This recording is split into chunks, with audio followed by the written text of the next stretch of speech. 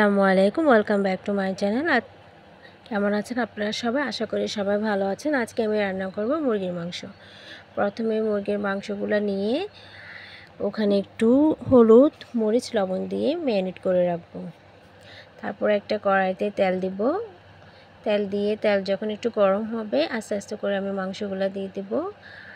হালকা ভাজবো, বেশি ভাজতে যাব না।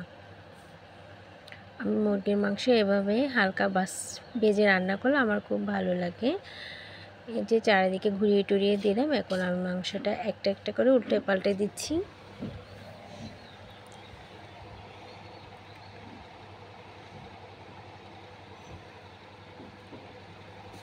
ভাজবো আমি মাত্র 10% ভাজবো। এই যে আমার ভাজাটা হয়ে গেছে, এখন আমি একটা একটা করে তুলে নিব।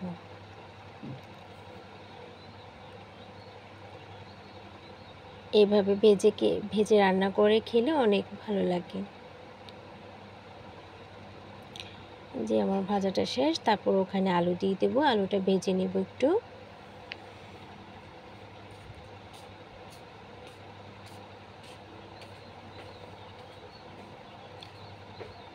আমার ভাজাটা প্রায়টা শেষ। এখন আমি কড়াইয়ে ওই তেলের মধ্যে পেঁয়াজ, রসুন, আদা বাটা একসাথে আমি দিয়ে দিচ্ছি।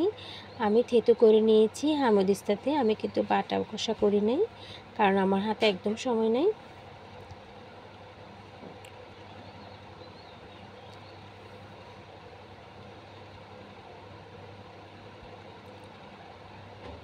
যখন একটু বাদামি হয়ে আসবে তখন একটা একটা মশলা অ্যাড করে দেব। প্রথমে আমি দেব হলুদের গুঁড়া, দেব মরিচের গুঁড়া,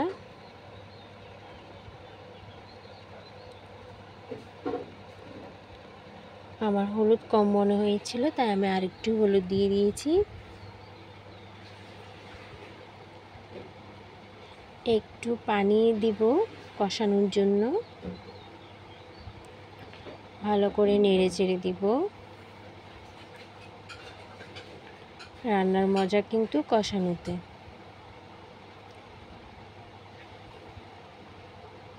আর একটু পানি দিয়ে দিব।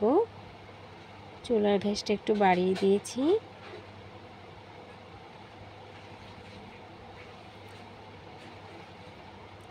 তারপর দিয়ে দিচ্ছি জিরার গুঁড়া,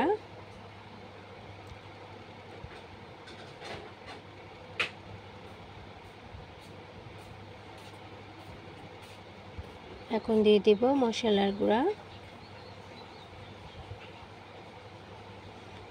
মুরগির মাংসের মধ্যে বেশি মশলা দিতে যাবেন না, মুরগির মাংসের মজাটা চলে যাবে।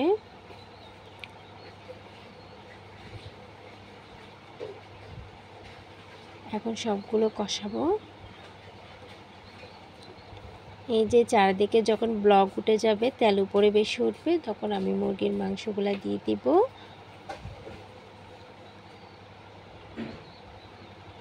আলুটাও দিয়ে দিব।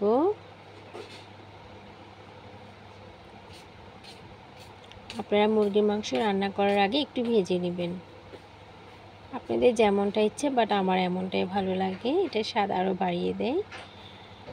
একটু ঝোলের পানি দিয়ে দিলাম। এখন একটু নেড়ে ছেড়ে দিব। সব কিছু মিক্স করব মশলার সাথে, মাংস আর আলুটা।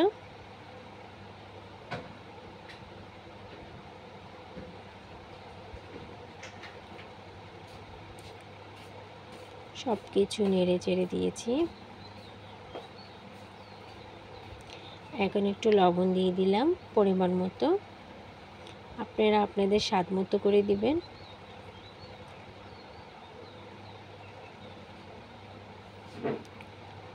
আজকে প্রথম থেকে রান্নাটা আপনাদের সাথে শেয়ার করলাম।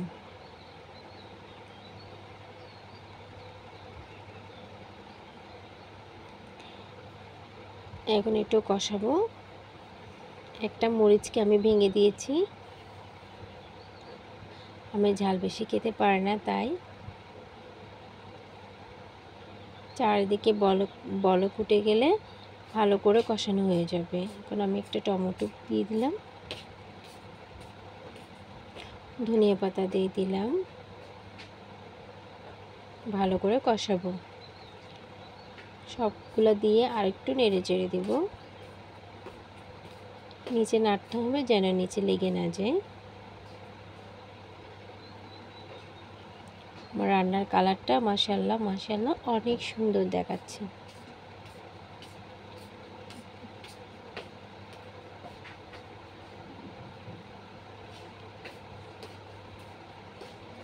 খুব সুন্দর একটা সুঘ্রাণ আসছে।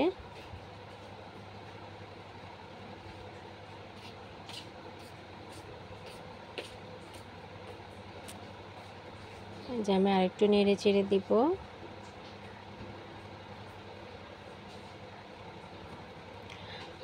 আমার রান্নাটা প্রায় শেষ পর্যায়ে চলে আসছে।